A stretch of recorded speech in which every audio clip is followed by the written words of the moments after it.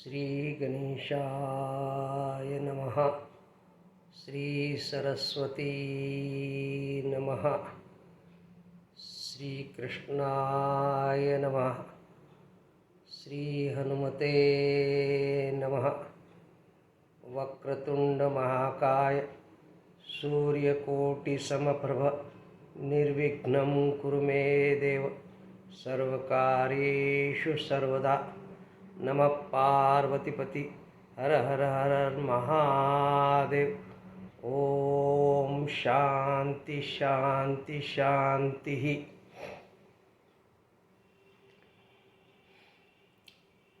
आपल्या प्रवचनाचा विषय आहे श्रीमद भागवत महापुराणाचं महात्म्य। या अगोदरच्या प्रवचनामध्ये भक्ती राणीची कथा आपण ऐकली। भक्ती राणीचं दुःख कसं दूर झालं, भक्ती राणीचे दोन पुत्र जे वैराग्य आणि ज्ञान यांचं पण दुःख कसं निरसन झालं याची कथा ऐकली। भागवत महापुराणाचं महात्म्य हे पद्मपुराणामध्ये वर्णन केलेलं आहे।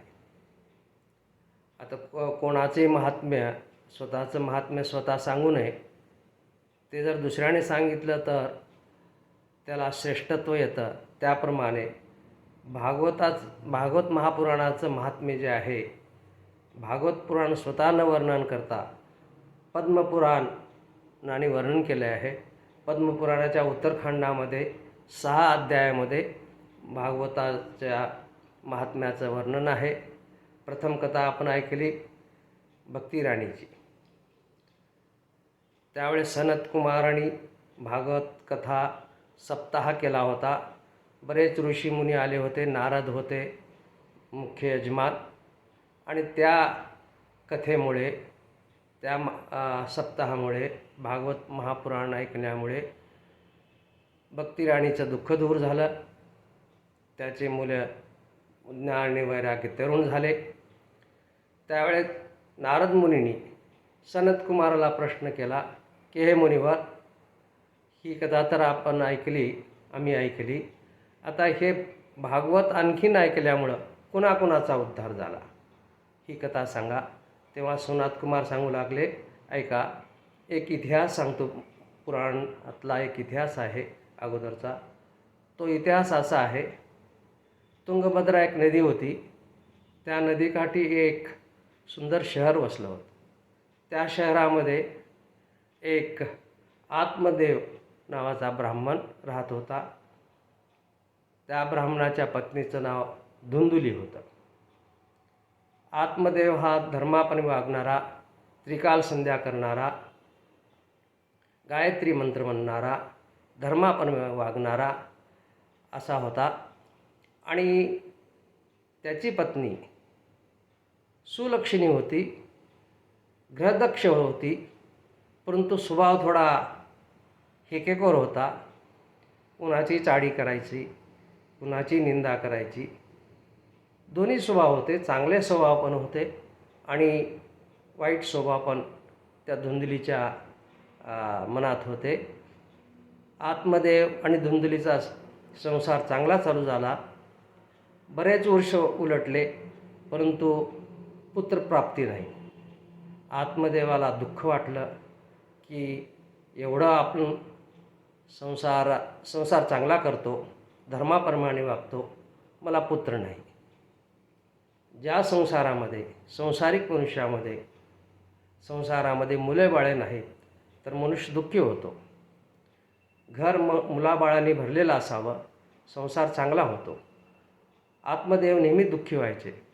एक दिवस ते थोडा वैतागून वनात गेले। वनात गेल्यानंतर त्यांना तहान लागली। एका तळ दिसलं, तळ्यातलं पाणी पिलं आणि एका झाडाखाली जाऊन बसले। मग विचार करू लागले, आता काय करावं, काय करावं, काय करावं। तितक्यात एक साधू महात्मा, एक वैरागी मनुष्य महात्मे आले। त्यांनी पण पाणी पिलं आणि पाहतो तर एक ब्राह्मण झाडाखाली बसलेला आहे. मग ते महात्मे त्यांच्याजवळ गेले, आत्मदेवाजवळ. त्यांना दिसलं की हा ब्राह्मण दुःखी आहे. नंतर आत्मदेवाने पाहिलं की एक यती येत आहेत, एक वैरागी येत आहेत. जाऊन त्याला नमस्कार केला. मन दुःखानं भरलेलंच होतं. महात्मे म्हणाले, अरे ब्राह्मण, तू एवढा दुःखी का आहेस? तुला कशाचं दुःख आहे? तेव्हा आत्मदेवाला रडू आलं आणि आत्मदेवाने आपली सर्व कहाणी सांगितली की हे गुरुदेव, हे यती, मला मूळ नाही. मला घरी माझा संसार चांगला चालू आहे, धनधान्य आहे, संपत्ती आहे, पण मला माझ्या संसारामध्ये मुलाची कमतरता आहे. तर मला काहीतरी करून मूल होण्याचं कृपा करा. मग त्या संताला दया आली. त्यांनी त्याची ललाटरेषा पाहिली. ललाटरेषा पाहिल्यानंतर त्याला समजून आलं की याच जन्मात नाही तरी पुढील 7 जन्मातसुद्धा या ब्राह्मणाला मूल होणार नाही. मग त्यांनी सांगितलं, अरे बाबा, तुला मूल होणार नाही, या जन्मात काय 7 जन्मापर्यंत पण मूल होणार नाही. तू याचा नाद सोड आणि तू भजन कर, देवाचं भजन कर, उद्धार करून घे. आत्मदेव म्हणाले, नाही, ज्या संसारामध्ये मूलबाळ नाही त्या संसारामध्ये वैरागी होऊन राहण्यात काय अर्थ आहे? तुम्ही काही करा, नाहीतर मी जीव देतो. आत्मदेव त्या संन्यासी महाराजाला म्हणाले की मला काहीतरी उपाय सांगा, काहीतरी करा, मला मूल व्हावं असं, नाहीतर मी तुमच्या पुढे आत्महत्या करतो. तेव्हा त्या संन्यासाला दया आली. त्यांनी काय केले, एक फळ जे होतं ते फळ आत्मदेवाला दिलं आणि म्हणाले, हे फळ तुझ्या बायकोला दे, खायला दे, आणि हे खाल्ल्यानं चांगल्या पुत्राची त्यांना एक चांगला पुत्र त्याच्या पोटी जन्माला येईल. त्यांनी काहीतरी नियम पाळायला पाहिजे, चांगल्या प्रकारे वागायला पाहिजे, असे काही नियम सांगितले. आणि ते फळ देऊन ते संन्यासी निघून गेले. आत्मदेव घरी आले. आत्मदेवाने आपल्या पत्नीला सर्व वृत्तांत सांगितला आणि म्हणाले, हे फळ खा, आपल्याला पुत्रप्राप्ती होईल. असं म्हणून ते आत्मदेव तीर्थाटनासाठी काही निघून गेले. इकडे काय झालं, धुंदुलीला काय होतं की धुंदुली दोन्ही स्वभावाची होती, चांगली पण होती पण वाईट होती. तिला जबाबदारी नको होती. संसार करावा पण जबाबदारी असू नये. तिला मूल नको होतं. तिला वाटायचं की मूल झालं की जबाबदारी येतात. मग एक तिची सखी जवळ आली. सखी आली आणि सखीनं विचारलं की अशी दुःखी कष्टी का आहेस? तर धुंदली म्हणाली, हे बघ म्हणे, मला माझ्या नवऱ्याने एक फळ आणून दिलेलं आहे आणि त्या फळाचं सेवन जर मी केलं तर मला पुत्रप्राप्ती होईल. परंतु मला याची भीती वाटते. मला दिवस गेले, माझं पोट वाढेल, मग त्यामुळं काय होणार की मी काही काम करू शकणार नाही, मी जास्त जेवण करू शकणार नाही, मला नियमाप्रमाणे वागावं लागेल. आणि समजा तिचं कुतर्क बघा कसे. समजा गावामध्ये चोर आले आणि चोरी धाड पडली माझ्या घरावर, मी कसं पळून जाईन? अशा प्रकारची कुतर्क करू लागली. दुसरं, मी गरोदर असल्यामुळे मला काही काम होणार नाही, मग माझी नणंद माझ्या घरी येईल माझं काम करण्यासाठी, माझी सेवा करण्यासाठी, आणि माझ्या सेवा करण्याच्या निमित्तानं माझा घर जे आहे ते साफ करेल. अशा प्रकारचे कुतर्क तिच्या मनात येऊ लागले. मी फळ काही खाणार नाही असं तिनं आपल्या सखीला सांगितलं. काही दिवसानंतर धुंदुलीची बहीण धुंदुलीला भेटायला आली. मग गप्पा गोष्टी चालू झाल्या. बहिणीला समजलं की माझी बहीण धुंदुली दुःखी कष्टी आहे. मग धुंदुलीला विचारलं की असं दुःखी कष्टी का आहेस? मग धुंदुलीने सर्व वृत्तांत सांगितला, फळाचा, नंतर मूल होण्याचा, आणि तिच्यामुळं मी चिंतित आहे, मी काय करू? धुंदुलीची बहीण म्हणाली, सोपा उपाय आहे म्हणे, मला दिवस गेलेले आहेत, मला जे मूल होईल मी तुला देईल. माझ्या नवऱ्याला तू काही पैसे दे आणि मग माझं मूल तुला देईल. आणि तू असं कर म्हणे की माझी प्रकृती ठीक नाही आणि दिवस गेलेले सोंग कर, पोटावरती थोडं थोडं कपडा बांधत जा आणि जास्त बाहेर फिरू नको आणि सर्वांना सांग की मला दिवस गेलेले आहेत आणि ज्यावेळेस मला मूल होईल त्यावेळेस माझा नवरा ते मूल तुला देईल. आणि मग मी काहीतरी सांगेन माझ्या गावामध्ये की माझं मूल जे आहे मेल्यानंतर जन्मल्यानंतर मरून गेलं. अशा प्रकारची मी वार्ता तिथे पसरवेल. असं दोघी बहिणीचं कारस्थान ठरलं. बहीण निघून गेली. मग आतमध्ये आले तीर्थाटनाहून. तिनं विचारलं, फळ खाल्लीस का? म्हणे हो खाल्लं म्हणे, फळ खाल्लं. हिच्या अगोदर काय झालं होतं की बहीण जाण्याच्या अगोदर बहीण म्हणाली की असं करू म्हणे, ह्या फळाची प्रचिती घेण्यासाठी आपण हे फळ गाईला देऊ म्हणे. मग ते फळ त्यांनी गाईला दिलं होतं. मग आत्मदेवाला धुंदुलीने खोटं सांगितलं, मी फळ खाल्लो. नंतर काही दिवस गेले, तिनं सोंग केलं की मी गरोदर आहे. मग काही दिवसानंतर धुंदुलीच्या बहिणीला एक मूल झालं. मग ते मूल तिच्या नवऱ्यानं धुंदुलीकडे आणलं आणि धुंदुलीने सांगितलं की मला मूल झालं. आत्मदेवाला फार आनंद झाला. आत्मदेवाने दानधर्म केला आणि ब्राह्मणाला बोलवून त्या मुलाचं नामसंस्कार केले. धुंदुली म्हणाली की ह्या मुलाचं नाव मी ठेवते आणि तिने धुंदुकारी असं नाव ठेवलं. असे काही दिवस गेले. नंतर काय झालं, एक चमत्कार झाला. 3 महिन्यानंतर ज्या गाईला ते फळ चारलं होतं, खाऊ घातलं होतं, त्या गाईला एक मूल झालं. आणि ते मूल म्हणजे काय, मनुष्यासारखं होतं. सर्वांना आश्चर्य वाटलं, गाईला मनुष्यासारखं कसं मूल झालं. परंतु त्या मुलाचे कान जे आहेत ते गाईसारखे होते. मग आत्मदेवाला पण आनंद झाला. ठीक आहे म्हणे, आपल्या घरी 2 मूल झाले. गाईसारखे कान असल्यामुळं आत्मदेवाने त्यांचं नाव गोकर्ण ठेवलं. गो म्हणजे गाय आणि कर्ण म्हणजे काय, गाईसारखे कान असलेला तो गोकर्ण. मग 2 मुलं वाढू लागले हळूहळू. गोकर्ण हा फार ज्ञानी होता आणि धुंदुकारी हा ठग निघाला. काय झालं की असं क्रमण करत असताना धुंदुकारी वाईट काम करायचा, लोकांना त्रास द्यायचा, लहान मुलांना त्रास द्यायचा, म्हातारे कोताऱ्यांना त्रास द्यायचा, वाईट वागू लागला. बापाने पुष्कळ सांगितलं परंतु तो ऐकेना. गोकर्ण जो होता तो पंडित होता, ज्ञानी होता. गोकर्णो महापंडित हा आणि धुंदकारी महाखल निघाला. आता काही दिवस गेले. धुंदुकारीला वाईट सवय लागली, वाईट कृत्य करू लागला, वाईट मार्गाला झाला. मग घरात तो वडिलाकडनं पैसे घ्यायचा, वाईट कृत्य करायचा.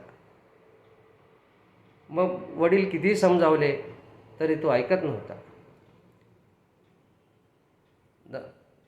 आत्मदेवाला आठवलं की ते महाराज जे होते, जे संन्यासी होते, खरं म्हणत होते की बाबा वाईट जर पुत्र आला जन्माला तर त्याच्यासारखं महादुःख नाही आहे, म्हणून तू नाद सोड असं म्हणाले होते.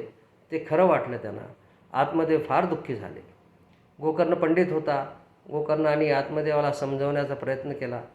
त्यांनी ज्ञानाच्या काही गोष्टी सांगितल्या की जे झालं ते झालं.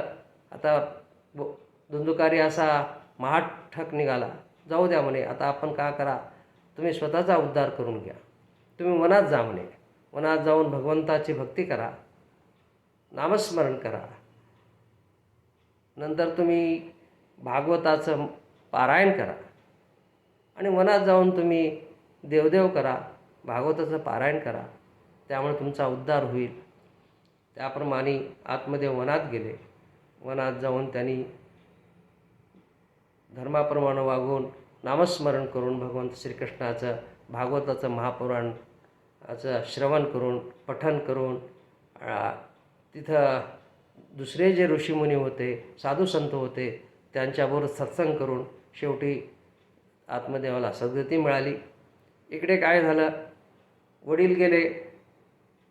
मग धुंदकारी तर आणखीन जास्तच वाईट वागू लागला. त्याच वेळेस जे गोकर्ण होते ते पण तीर्थाटनाला निघून गेले. आता मग घरी कोण, धुंदली आणि धुंदुकारी. मग धुंदुकारीला तर पूर्ण रान मोकळं पडलं आणि मग तो आणखीन स्वैर वागू लागला. मग त्यांनी काय केले की 5 वेश्या आणून ठेवल्या. 5 वेश्या आणून ठेवल्या. मग हे काय तिच्या आईला सहन झालं नाही, धुंदुलीला सहन झालं. धुंदुलीचा दोन्ही स्वभाव होता, चांगला पण होता वाईट पण होता. तिनं पण सांगण्याचा प्रयत्न केला, परंतु धुंदुकारी ऐकत नव्हता. शेवटी तो आईला मारू लागला, पैसे दे म्हणू लागला. शेवटी धुंदुलीला वैताग आला आणि तिनं विहिरीत उडी मारून आत्महत्या केली. मग इकडे काय, धुंदुकारी आणि 5 वेश्या असा क्रम चालू झाला. पैसा तर संपत आला होता. मग पुढे काय, 5 वेश्याचे लाड पुरवण्यासाठी तो चोरी करू लागला, दरोडे घालू लागला. अशा प्रकारे वाईट मार्गाने तो पैसा कमवू लागला. पैसा कमवत पुष्कळ धन आणायचा. मग एके दिवशी या सर्व वेशांनी विचार केला की हा धुंदुकारी एवढी चोरी करतो, एवढं धन आणतो, हे केव्हा तरी राजाला कळेल. हे केव्हा तरी राजाला कळणार आणि राजाला पकडून घेऊन जाणार आणि कैदेत टाकणार. मग आपली पण फजिती होणार. मग आपण काय करावं. मग त्या 5 वेशांनी त्यांना विचार केला की आपण या धुंदुकारीला मारून टाकू आणि हे यांचं जे पैसा आहे, संपत्ती आहे, ते घेऊन निघून जावं. मग एका रात्री त्यांनी काय केलं, धुंदुकारीला झोपला होता बाजेवरती, खाटेवरती बांधलं त्याला खाटेला आणि गळा दाबून मारण्याचा प्रयत्न केला. परंतु धुंदुकारी मरत नव्हता. एवढं किती प्रयत्न केले तरीसुद्धा धुंदुकारी मरत नव्हता. मग शेवटी त्यांनी काय केले, अंगारे म्हणजे कोळसा, जो लाल कोळसा असतो तसे अंगारे त्यांच्या तोंडावरती ठेवले आणि शेवटी भाजून धुंदुकारी मरण पावला. व त्या वेशाने त्या रात्रीच धुंदुकारीला खड्डा करून पुरून टाकलं आणि गावात उठवलं की आमचे पती जे आहेत, धुंदुकारी आहे, तो पर्यटनाला गेलेला आहे, उद्योग करण्यासाठी बाहेर गेलेला आहे, असं म्हणून उठवलं. मग काही दिवस गेले. मग 5 वेशांनी काय केलं, सगळी संपत्ती घेऊन ते पसार झाले, निघून गेले. धुंदुकारीची अशी वाईट मृत्यू आल्यामुळं त्याला सद्गती मिळाली नाही. अगोदर तो वाईट कर्म करत होता, वाईट मृत्यू आला म्हणून तो प्रेत योनीमध्ये गेला. तो प्रेत योनीमध्ये भटकू लागला. प्रेत योनीमध्ये सुख नसतं, प्रेत योनीमध्ये फार दुःख असतं असं शास्त्र सांगतं. मग काही दिवसानंतर ही बातमी गोकर्णाला समजली की आपला भाऊ वारलेला आहे. मग त्यांनी काय केलं, गयेमध्ये श्राद्ध केलं. गयेमध्ये श्राद्ध केलं आणि जिथे जिथं तीर्थ होते, तीर्थाळ होते, तिथं तो श्राद्ध करू लागला भावासाठी. मग काही दिवसानंतर गोकर्ण आपल्या गावी आले. गावी आल्यानंतर रात्र होती, गावी आले, अंगणात झोपले. अंगणात झोपल्यानंतर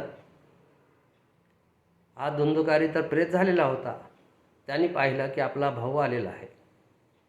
मग तो काय करू लागला, वेगवेगळे रूप घेऊन, कधी बोकडाचं रूप घ्यायचं, कधी हत्तीचं रूप घ्यायचं, कधी वाघाचं रूप घ्यायचं, कधी अग्निरूपात यायचं, कधी मनुष्याचं रूप, वेगवेगळे रूप घेऊन तो येऊ लागला. मग त्यावेळेस गोकर्णला वाटलं हा कोणीतरी शापित प्रेतात्मा आहे. मग त्यावेळी म्हटलं, तू कोण आहेस, तू कोण आहेस. त्यांनी काय केलं, मग तो रडू लागला. धुंदुकारी आहे, रडू लागला. बोलता येईना, आपलं दुःख सांगता येईना भावाला. रडू लागला. प्रेत असूनसुद्धा रडू लागला आणि आपलं दुःख काही सांगता येईना त्यांना. मग शेवटी गोकर्णाने काय केलं, हातामध्ये जल घेतलं, मंत्र म्हटलं आणि त्याच्यावर शिंपडल्यानंतर ते प्रेत मनुष्यरूपामध्ये येऊन सांगू लागलं आहे, हे हे भाऊ, हे बंधू, मी तुझा भाऊ धुंदुकारी आहे. मग गोकर्ण म्हणा, अरे धुंदकारी, तू मेला होतास, पण प्रेत कसा झालास? तुझं श्राद्ध केलं होतं गयामध्ये आणि बऱ्याच ठिकाणी श्राद्ध केलं, मग तुला मुक्ती का मिळाली नाही? ते प्रेत सांगू लागलं, मनुष्य रूपामध्ये येऊन बोलू लागलं, हे बंधू, मी इतके वाईट कर्म केलेले आहेत की तू कितीही गया श्राद्ध केलास तरी माझी मुक्ती होणार नाही. मग तू असं काहीतरी कर बाबा, मला मुक्ती मिळव. मी ह्या प्रेत योनीमध्ये मला फार यातना होत आहेत. तू माझा भाऊ आहेस, काहीतरी कर. मी फार वाईट वागलो, ठीक आहे, वागलो, आता काहीतरी कर आणि मला या प्रेत योनीतून सोडव, अशी विनंती त्यांनी गोकर्णाला केली. गोकर्ण म्हणाला, आश्चर्य आहे म्हणे, एवढं मोठं मी गयेमध्ये श्राद्ध केलं, सर्व ठिकाणी तीर्थामध्ये तुझं श्राद्ध केलं, तुझ्या मुक्ती मिळाली नाही. बरं ठीक आहे म्हणे, असं करतो, आता जा म्हणे, रात्र आहे, उद्या आम्ही काहीतरी विचार करतो आणि करतो म्हणे. मग दुसऱ्या दिवशी सर्वांना समजलं, गावातल्या लोकांना, की गोकर्ण आलेले आहे. मग सर्व लोक गोकर्णाला भेटायला आले. त्यामध्ये महात्मे होते, साधू संत होते, ज्ञानी होते, पंडित होते, सर्व लोक भेटायला आले. मग गोकर्णाने रात्रीची कथा सांगितली की माझ्या भावाला प्रेतयोनी मिळालेली आहे, त्याचा उद्धार कसा व्हावा. गयेमध्ये श्राद्ध केलं, बऱ्याच ठिकाणी मी श्राद्ध केलं, तरीसुद्धा काही त्यांना मुक्ती मिळाली नाही, तो प्रेतयोनीत भटकत आहे. तर आपण काहीतरी मार्ग सांगावा. मग सर्व पंडित जे होते, ज्ञानी होते, त्यांनी शास्त्र पाहायला सुरुवात केलं. कुणाही शास्त्रामध्ये त्याचा उल्लेख नव्हता की गयेमध्ये सुद्धा श्राद्ध करून ज्याची मुक्ती होत नाही त्याला दुसरा उपाय काय. मग शेवटी असं ठरलं की आपण सूर्यनारायणाला विचारावं. गोकर्ण हे सूर्याचे भक्त होते. मग त्यांनी सूर्याची स्तुती केली, सूर्याला आळवलं आणि सांगितलं की हे सूर्यनारायणा, तू काहीतरी मला उपाय सांग जेणेकरून माझ्या भावाची प्रेतयोनीमध्ये मुक्ती होईल. तेव्हा सूर्यनारायण आकाशवाणी रूपाने म्हणाले की तू श्रीमद भागवत महापुराणाचा सप्ताह कर. ते सप्ताह केल्यामुळं 7 दिवसाचं महापुराणचा कथा ऐकल्यामुळं तुझ्या भावाला मुक्ती मिळेल. ठीक आहे म्हणे. मग ही वार्ता सगळीकडे समजली. गोकर्ण स्वतः श्रोता झाले. गावातील लोक, आजूबाजूचे लोक, संत महात्मे आले. त्यांनी एका ब्राह्मणाला यजमान बनवलं आणि गोकर्ण हे भागवत महापुराणाचा सप्ताह कथा सांगू लागले. त्यावेळेस हा प्रेतरूपी जो धुंदुकारी होता तो आला. प्रेत हे नेहमी वायुरूपात असतं असं शास्त्र सांगतं. मग वायुरूपात असल्यामुळे ते एका ठिकाणी स्थिर राहत नाही. मग कथा तर ऐकायची आहे, आता का करावं, एका ठिकाणी बसून ऐकायला पाहिजे. मग तिथं त्यांना त्या प्रेतरूपामध्ये असलेल्या धुंदुकारीला दिसलं की एक वेळू आहे, 7 गाठीचा वेळू आहे. मग त्या 7 गाठीच्या वेळूच्या खालच्या गाठीमध्ये तो जाऊन बसला कथा ऐकण्यासाठी. मग गोकर्ण कथा सांगू लागले. पहिला दिवस संपला. पहिल्या दिवसाची कथा संपल्यानंतर एक आश्चर्य घडलं की ती जे 7 गाठीचा जो वेळू होता तिची एक गाठ तुटली. सर्वांना आश्चर्य वाटलं. दुसऱ्या दिवसाची कथा संपल्यात दुसरी गाठ संपली. अशा प्रकारे 7ही गाठी 7 दिवसाचा सप्ताह झाल्यानंतर तुटल्या आणि जो धुंदुकारी प्रेतरूपात होता तो बाहेर आला आणि त्याचा ध्येय मनुष्यरूपामध्ये झाला.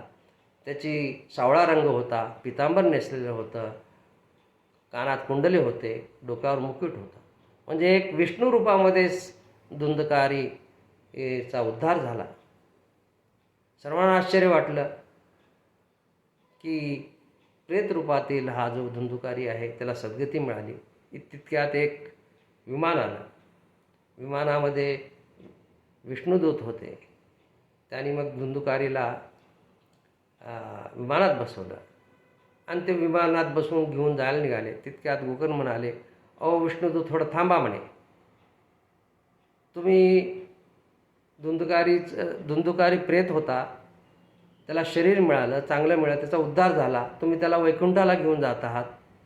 आम्ही सर्वांनी ही कथा ऐकली, मी यांच्यासाठी विमान का नाही आहे? कथा तरी सर्वांनी ऐकली होती, धुंदुकारी ऐकली, सर्व लोकांनी ऐकली. फक्त धुंदुकारीचाच का उद्धार झाला, बाकीच्याचा का नाही झाला? तेव्हा विष्णुदूत म्हणाले, बरोबर आहे म्हणे, सर्वांनी कथा ऐकली, परंतु धुंदुकारीने काय केलं? 7 दिवस उपवास केला, 7 दिवस तो एका जागी बसला, 7 दिवस त्या कथेचं तो मनन केलं, स्मरण केलं. अशा प्रकारे एकाग्रचित्त करून स्मरण करून त्यांनी कथा श्रवण केली. तुम्ही स्वतःच पहा म्हणे, तुम्ही किती एकाग्रतेने श्रवण केला, किती वेळ एका जागी बसलात, उपवास केलात का, मनन केलात का, स्मरण केलात का? तुम्ही जरी सुद्धा असं कराल तर तुमचा पण उद्धार होईल. ठीक आहे म्हणे. मग विष्णुदूत त्या धुंदकारीला घेऊन स्वर्गात गेले. मग परत गोकर्णाने दुसरी सप्ताह केला 7 दिवसाचा. सर्वांनी एकाग्रचित्ताने ऐकलं. कोणतीही कथा जी आहे स्थिर बसून, एका जागी बसून स्थिर चित्ताने एकाग्र होऊन ऐकावी. ऐकल्यानंतर त्याचं मनन करावं, म्हणून त्याचा फायदा आहे. कोणतंही श्रवण हे एकाग्रचित्त असावं, श्रद्धा असावी, कथेवरती श्रद्धा असावी, वक्त्यावरती श्रद्धा असावी. आणि एकाग्रचित्त मनाने जर तुम्ही श्रवण केलात, कथा ऐकली आणि मनन केलात तर त्याचा नक्की फायदा होतो. मग शेवटी महात्म्यामध्ये असं सांगितलं आहे की नंतर बरेच विमान आले, विष्णूचे पार्षद आले आणि गोकर्णासहित सर्वांना घेऊन ते स्वर्गात गेले. अशा प्रकारचं हे महात्मा ऐकल्यामुळं, श्रीमद भागवत महापुराणाची कथा ऐकल्यामुळं लोकाचा उद्धार होतो. पण श्रवण हे एकाग्रचित्ताने, एका नियम करून, तिच्यामध्ये नियम सांगितलेले आहेत की सप्ताहामध्ये काय काय करायला पाहिजे. तिच्यामध्ये डिटेलमध्ये मी जात नाही आहे, परंतु सुचिरभूत होऊन शांत मनाने धर्माप्रमाणे वागून आणि कथा एका ठिकाणी बसून एकाग्रचित्ताने श्रवण करावी आणि मनन करावी, अशा प्रकारचे महात्म्यामध्ये वर्णन केलेलं आहे. या कथेमध्ये 2 गोष्टी आल्या पहा, की धुंदुकारीने 5 वेशा घरात ठेवल्या होत्या. ह्या 5 वेशा काय? तो 5 वेशा काही नसून हे 5 जे शब्द, स्पर्श, रूप, रस आणि गंध, हे जे 5 विषय आहेत, या 5 विषयाचं आहे. मनुष्य या 5 वेशामध्येच गुरफटला जातो.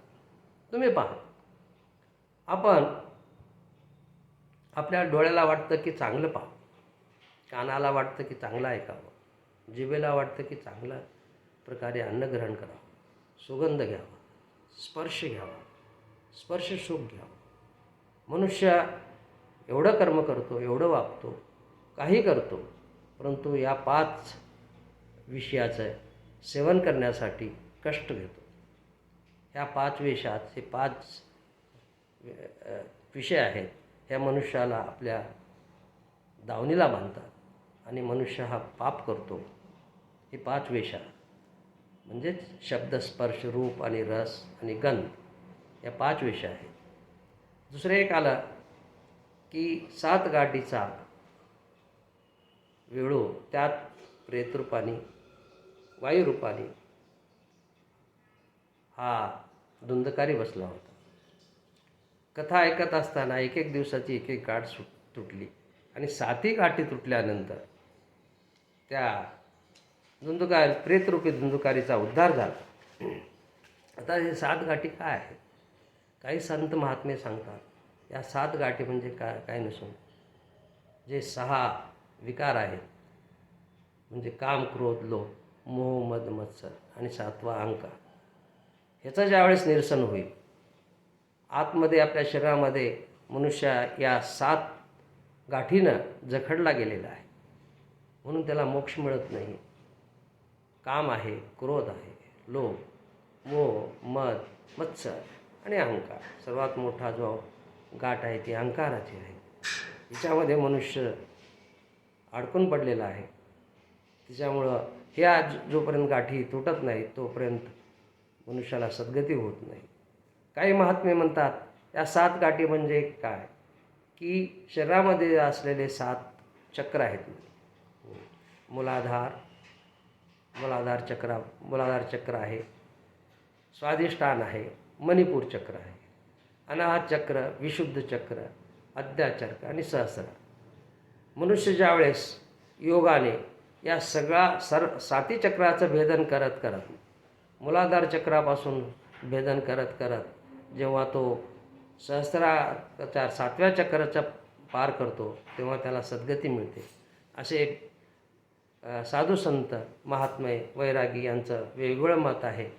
सांगायचा उद्देश असा की श्रीमद भागवताचं जर तुम्ही महापुराणाचं जर श्रवण केला, 7 दिवसाची कथा ऐकला, तुमचा उद्धार होईल. कथा कशी ऐकावी, कशा प्रकारे ऐकावी याचं बरंच नियम सांगितलेले आहेत, त्यामध्ये जात नाही आहे मी. परंतु आपण श्रद्धापूर्वक विश्वास ठेवून वक्त्यावरती श्रद्धा असावी, कथेवरती श्रद्धा असावी आणि याचं जर तुम्ही पठण केलात, मनन केलात तर तुमचा नक्की, आपल्या सर्वांचा नक्की उद्धार होईल. नमः पार्वतीपती हर हर हर महादेव. ओम शांती शांती शांती.